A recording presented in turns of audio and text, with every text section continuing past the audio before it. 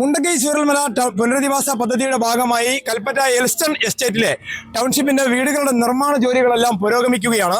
അതിനിടെയാണ് T Siddique MLA യുടെ നേതൃത്വത്തിൽ ഒരു സംഘം ജനപ്രതിനിധികൾ ഇവിടെ എത്തിയിട്ടുള്ളത്. ജില്ലാ പഞ്ചായത്ത് പ്രസിഡന്റ് ചന്ദ്രിക കൃഷ്ണനുണ്ട്, vice president T Hamsa, block panchayat അംഗങ്ങൾ, അതുപോലെ തന്നെ block panchayat president, Kalpetta municipal കൗൺസിലർമാർ, മേപ്പാടി ഗ്രാമപഞ്ചായത്ത് പ്രസിഡന്റ് എന്നിവരുടെ നേതൃത്വത്തിലുള്ള ഒരു സംഘമാണ് ഇപ്പോൾ ടൗൺഷിപ്പ് സന്ദർശിച്ചുകൊണ്ടിരിക്കുന്നത്. അല്പസമയം മുമ്പാണ് ഇവർ ടൗൺഷിപ്പിൽ എത്തി വീടുകളുടെ നിർമ്മാണ പുരോഗതി, ടൗൺഷിപ്പിന്റെ മറ്റ് അനുബന്ധ സൗകര്യങ്ങളുടെ പുരോഗതി എല്ലാം വിലയിരുത്തിയ ശേഷമാണ് ഇപ്പോൾ ജനപ്രതിനിധികൾ എല്ലാവരും തന്നെ മാതൃകാ വീടിന്റെ ലക്ഷ്യമാക്കി നീങ്ങിക്കൊണ്ടിരിക്കുന്നത്. എന്താണ് ഇങ്ങനെ ഒരു സന്ദർശനത്തിന്റെ ഒരു ഉദ്ദേശം? എന്താണ്? ഞങ്ങള് സ്വാഭാവികമായും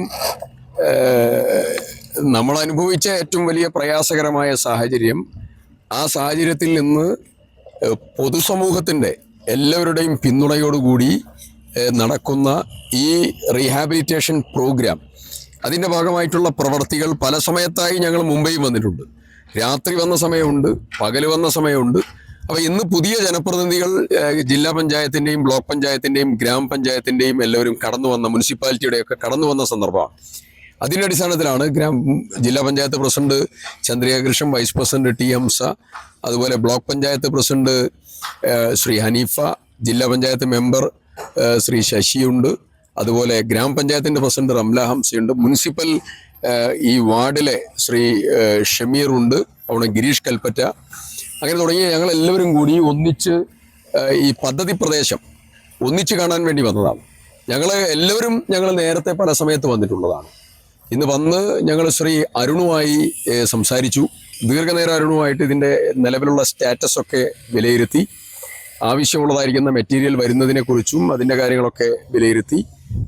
പിന്നെ സർക്കാർ വിഭാവനം ചെയ്ത സമയത്തേക്ക് ഈ പരിപാടികളുടെ ഉദ്ഘാടന കർമ്മം നിർവഹിക്കുന്നതിൽ വല്ല പ്രയാസവും ഉണ്ടോ, അതിനനുസരിച്ച് കാര്യങ്ങൾ പോകണം എന്നുള്ളത്. കണ്ടീഷനിൽ യുദ്ധകാലാടിസ്ഥാനത്തിലാണ് രാത്രിയും പകലും ജോലി നടക്കുന്നു, യന്ത്രങ്ങൾ കൂടുതലായി എത്തിച്ചിരിക്കുന്നു, കൂടുതൽ തൊഴിലാളികൾ എത്തിച്ചിരിക്കുന്നു.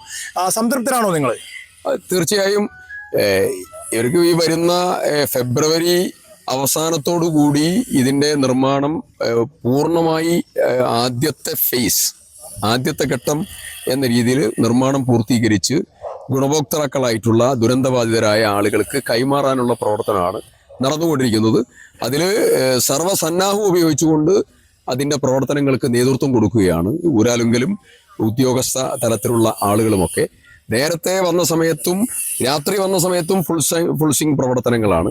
ഈ പകൽ സമയത്തുമായിട്ട് പ്രവർത്തനം നടക്കുന്നുണ്ട്. ആ പ്രവർത്തനമൊക്കെ നല്ല രീതിയിൽ മുന്നോട്ട് പോകുന്നു എന്നുള്ളതാണ്. അനുബന്ധമായിട്ടുള്ള കോമൺ അമ്യൂണിറ്റീസ്, മറ്റു കാര്യങ്ങളുടെ പ്രവർത്തനങ്ങളുണ്ട്.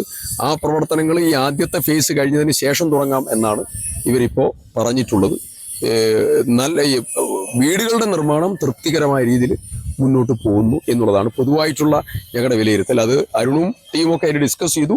ഞങ്ങൾ അതിനുശേഷം ഒന്ന് പദ്ധതി പ്രദേശം സന്ദർശിക്കുക. തീർച്ചയായും അത് തന്നെയാണ് ജനപ്രതിനിധികൾക്ക് പറയാനുള്ളത്. ഇപ്പോഴത്തെ സാഹചര്യം അനുസരിച്ച് നമുക്കറിയാം, യുദ്ധകാലാടിസ്ഥാനത്തിലാണ് ജോലികളെല്ലാം പുരോഗമിക്കുന്നത്.